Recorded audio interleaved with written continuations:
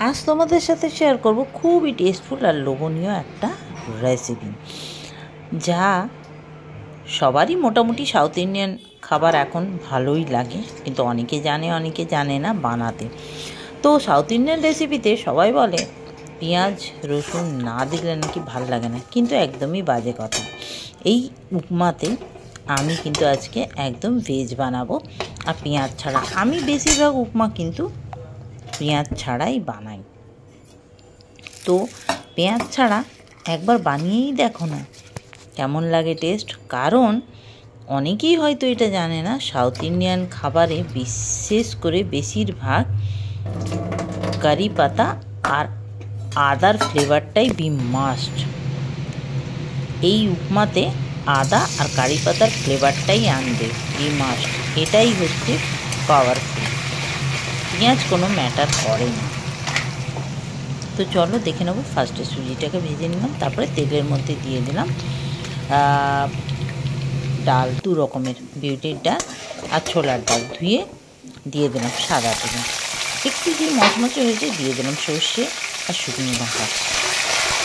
Veg বানাচ্ছি যেহেতু, তার মধ্যে দিয়ে দিলাম গাজর কুচি আর বিনস কুচি, মটরশুঁটি দিয়ে বেশ ভালো করে ভেজে নিচ্ছি। এবারে তোমাদের কাছে প্রশ্ন আসতে পারে আমি সুজিটাকে ধুচ্ছি কেন।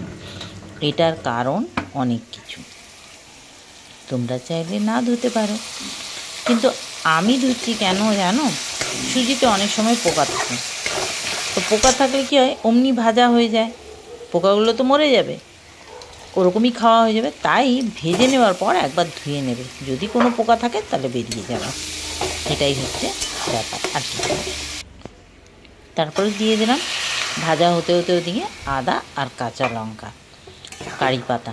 এগুলো ঠিক সুজিটা দেবার আগে দিতে হয়, কারণ এর গন্ধ যদি মরে যায় তাহলে কিন্তু উপমার টেস্ট নষ্ট হয়ে যাবে। তারপরে দিয়ে দিলাম সুজিটা, ধুয়ে রাখা সুজি। তারপরে একটু নেড়ে চেড়ে পরিমাণ মতো জল দিয়ে দিলাম, ঢেকে রাখলাম। ঢেকে রেখে দেবে, সুজি খুব তাড়াতাড়ি জল অ্যাবজর্ব করে নেয়। তারপরে ঢাকাটা খুলে এবারে দেখো একটু ঝরঝরে হয়ে গেছে। তারপর ওপর থেকে একটু দিয়ে দিলাম ঘি। ব্যাস, ঘি দিয়েও তোমরা এই রেসিপিটা বানাতে পারো, আমি সাদা তেলেই বানিয়েছি। আর ব্যাস, এই থেকে নেড়েছে। আর উপমা হচ্ছে সবসময় এরকম ঝরঝরে হবে, ওই পাতলা জলের মতো। আর একদম সিদ্ধ বেশি হয়ে গেলে না ল্যাটলা প্যাটা হয়ে যায়। তো যাই হোক, এবারে একটা বাটিতে এটাকে নিয়ে নিলাম। তারপরে বেশ আর কি একটা প্লেটে এটাকে একদম একটা শেপে নিয়ে চলে এলাম। তার সাথে আমি পরিবেশন করলাম সাম্বার। এটা আমার বানানোই ছিল, সাম্বার বা টক ডাল। টক ডাল মিন্স যে টক ডালটা আমরা বাঙালিরা খাই সেটা নয়, এটা সাউথ ইন্ডিয়ান টক ডাল, পপুচারু যাকে বলে, সেটা দিয়ে উফ দারুণ লাগছিল, ফাটাফাটি। কিন্তু উপমাতে এই ধরনের জিনিস দিয়েই খেতে হয়। আর সাজিয়েছিলাম, হেভি লাগছিল, তাই না? তোমরা একবার হলেও ট্রাই করো। ভালো লাগলে লাইক, শেয়ার, পেজটাকে ফলো, ইউটিউবটাকে সাবস্ক্রাইব। একবার ট্রাই করে দেখো পেঁয়াজ ছাড়া, বুঝতেই পারবে না। যাকে খাওয়াবে সে জানতেই পারবে না এটা পেঁয়াজ ছাড়া হয়েছে।